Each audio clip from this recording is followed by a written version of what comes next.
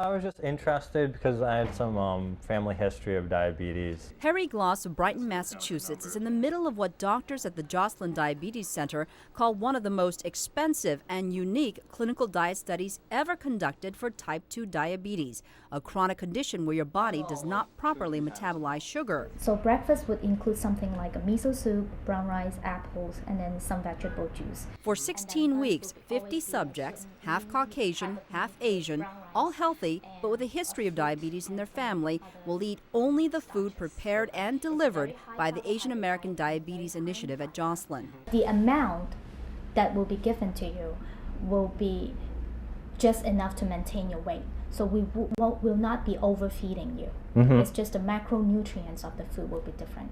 Gloss has already eaten 8 weeks of a diet traditionally consumed in Asian countries, high carb and fiber, low sugar. He is now 1 week into the 8 weeks of the Western or American diet of high sugar and fat and low fiber. And so there's very little fruit, there's very little vegetables. It's all lots of meat, lots of, like sometimes you'll have pound cake for dessert or Twix bars, where there is no desserts for the Asian diet. So I mean, that's the big difference is, high fat, high sugar, high sodium. The calorie intake of both diets is exactly the same, but how does the makeup of each diet affect different races? Can type 2, which is usually associated with obesity, be blamed purely on diet, or does race play a factor in it too? No study has ever delved into that question until now. Asian populations, they have had high carb diets for thousands of years, and they actually have very little diabetes in history.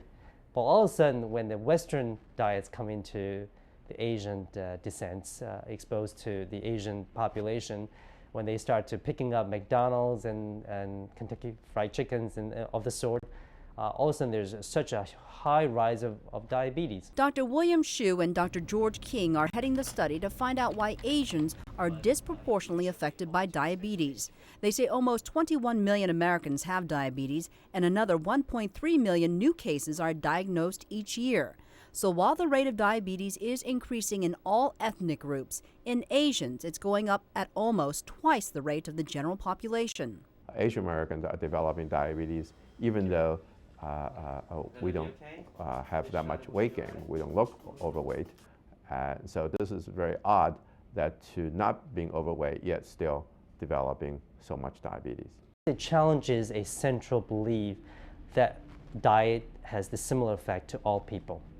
And so if this were a study where the results were to suggest otherwise, then it really will propel the scientific community to look into the ethnic differences and their reaction to the different diets. So I think it's one of its kind, and I think it will open up a new questions into investigation of this field. So is it lifestyle, genetics, or a little bit of both? Gloss hopes the study will provide some answers so that he can better choose the foods he eats.